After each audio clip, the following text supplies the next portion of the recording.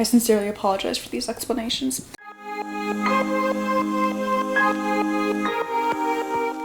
Hey, it's Jay. Welcome back to my channel. Today I have a recent-ish book haul. This is from like middle of December to today because I was waiting to film this actually today because I was waiting for another book to get here and it finally got here. So this is kind of an interesting collection. This includes like books I got for Christmas and for my birthday last month, Amazon gift cards, and then books from thrift books and Goodwill. There's this rebate app called Ibotta. You get stuff and you can get rebates on it and then you can exchange it for gift cards and stuff, and I got a few Amazon gift cards and I got books 1, 2, 3, 5, 6, and then 2 kind of 1.5 or 0.5 or whatever companion books of Skullduggery Pleasant by Derek Landy. I talk about Skullduggery Pleasant fairly often. It's about a skeleton detective, and it has magic and stuff. It's in Ireland, I think, either Ireland or North Ireland, and it's one of my favorite series ever. I love it so much, but I was trying to get all of the books this series, and there's like 9 just in the main series, and then there's like another little series, and then there's another one coming out later this month, and then there's like 4 companions, and so it's a bit, but I got some of these and I'm excited to get all of them eventually. These next few books are ones I got for Christmas / my birthday. This one I got for my parents for my birthday because I asked for it because I thought it'd be really helpful in self-publishing, and that's Self-Publisher's Legal Handbook by Helen Sedgwick, because you know, what else does a 21-year-old want for her birthday? Now, she doesn't want to go out drinking, she doesn't want to go out partying, she wants a book on how to self-publish and the legality behind certain things, you know, relatable, right? But it talks about like marketing, distribution, pen names, submitting your book to the Library of Congress, using real people in your writing, and like a whole bunch of other things that has to do with legal usage of things and self-publishing it. So I thought this would be really helpful. So for Christmas, my best friend of 13 years, 12 years, I don't know, more than a decade, Calypso, she got me these little like cuff earrings, which are so cute. And then she also got me Nevertheless We Persisted, 48 Voices of Defiance, Strength and Courage, which is edited or has a foreword from Senator Amy Klobuchar. And Calypso's kind of into politics, like it's her minor, and this was on my wish list along with the earrings, and she saw it and she was like, ooh, nonfiction, politics, let's go, bro. And because she knows I'm into that social justice stuff. And the next 2 books are books that Calypso got me for my birthday. So 7 Husbands of Evelyn Hugo. Most of us know what this is about because it was really popular last year.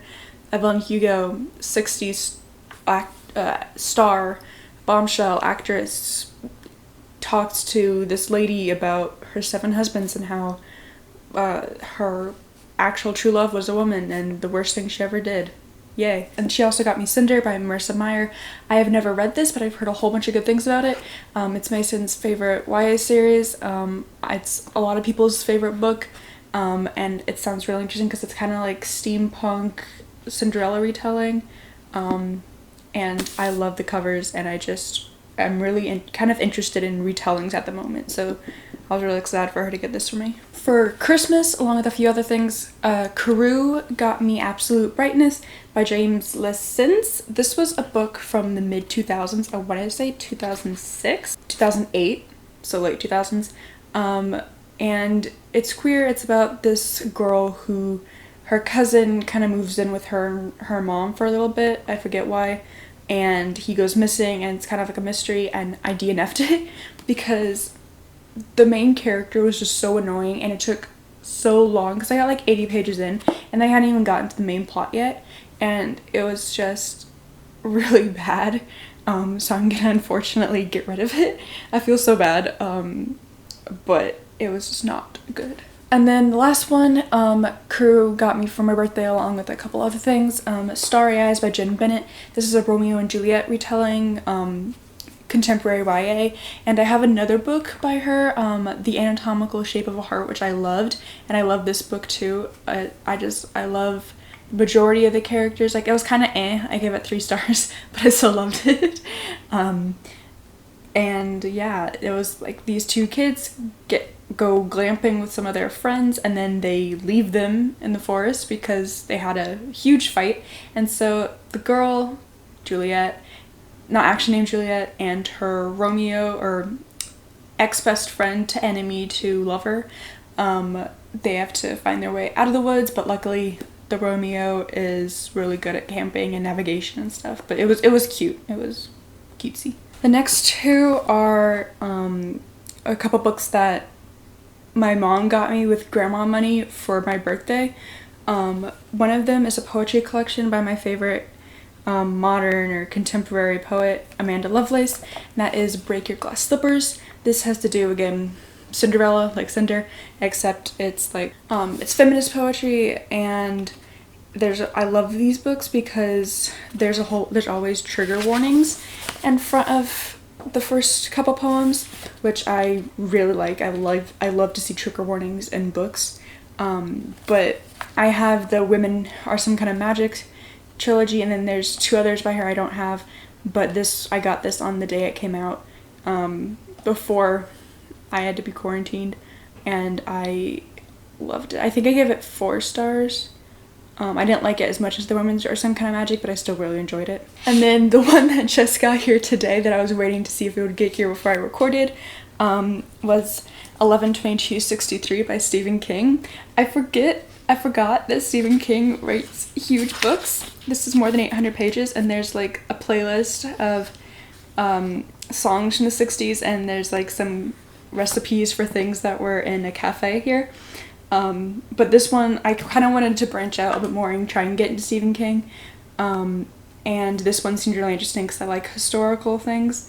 And my mom actually got to see Kennedy a day or 2 before he was assassinated, because he was in Texas and she grew up in Texas. And this is apparently, a Hulu event series, and I've seen it on Hulu, and I've been meaning to watch it, but I wanted to try and read the book first. But I might do it the other way around because this is huge, my god. But from what I can tell, this is about this guy who travels back in time to around the time Kennedy was assassinated, and that's literally all I know. Sorry, Stephen King fans. And then this last stack here are books I got from thrift books and from Goodwill. I got a few of the thrift books free because if you get a certain, pardon the chair squeak, if you get a certain number of points, then you can get a free book up to $5. And because I had to get a whole bunch of textbooks this last semester, I got a lot of them from thrift books, and so I racked up the points, so I got like 6 free books. The first one is Quiver by Julia Watts. This was a Lambda Award winner. I don't remember exactly what this is about, but it like has to do with religion and being queer, and I want to kind of read more books involving like dealing with being queer and religion, because really the only one I've read is autobiography, but this has a gender fluid teen, and I haven't seen a lot of books with gender fluid characters, and so I'm really excited to read this book. The next book is A Tragic Kind of Wonderful by Eric Lindstrom. I don't actually know what the plot is about. I just got it because the main character is bipolar, and I have bipolar too, and so I've only read one other book with that kind of representation that I can think of, at least. Other than All the Bright Places, it was Little and Lion, I believe. And so I'm hoping that this one has good rep. Kind of nervous about it, TBH. Another Marissa Meyer book I got because I've heard a lot about it and I love the cover and superheroes, but that's Renegades. I literally don't know anything about this except that it has superheroes, and it has to do with like social justice and stuff, and I've heard there's like really good villains in here. So, but this is a chonker. I didn't realize it was a chonker, but there's like 552 pages and it has a nice flop, because you know, the way to tell a book and its quality is by its flop. So I read The Brightsiders by Jen Wilde and I loved it. But I read The Brightsiders by Jen Wilde and I loved it, and then I read Going Off Script by her, which is fairly new, but I got Queens of Geek because I loved the Brightsiders, and I'm hoping I love this one too. It has to do with like vlogging and a con. Yeah, 3 friends, 2 love stories, 1 convention. It sounds cute, it sounds geeky, I love it. Jen Wild has good rep. The next one I was really excited about because there's a bisexual boy and it has to do with social justice and it got a lot of good reviews. And that's The Fever King by Victoria Lee. But I was really annoyed with thrift books because they sent me an ARC of it. This came out in March of last year, and I was expecting like a regular paperback copy, but instead I got an ARC, and so like there's gonna be a little bit of difference probably. Hopefully not much, but it was still really annoying to find that out. The last one I got from thrift books was Jacobi by William Ritter. Yeah. I think this is historical fiction. I honestly don't know what it's about. I just know it got a lot of good reviews. I think it's queer. It takes place in New England in 1892. It's like mystery, I think. There's a serial killer on the loose.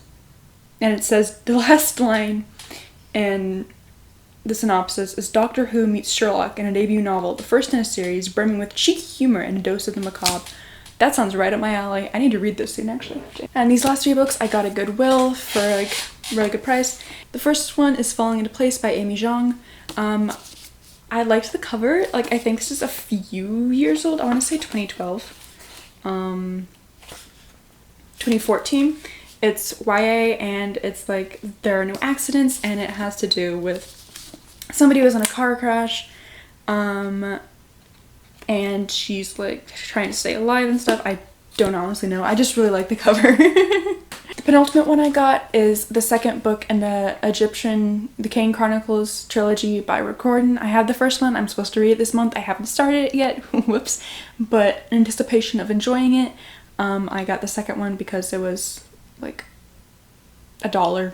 And the last book I got at Goodwill I was super excited about because the original price of it was $25 and I have the paperback version, but you know I love illustrated versions, and this was like 89 cents, and that is the illustrated version of Percy Jackson Greek Gods by Rick Riordan, illustrated by John Rocco. I haven't read it yet, or the paperback version, but it was less than $1 and so it was literally a steal. And it's my favorite purchase probably that I made this month. But this is basically just Percy Jackson telling the stories about the Greek gods. I think probably just the 12 Olympians in his own way. So it's going to be really humorous. All I got for today was just a recent-ish book haul.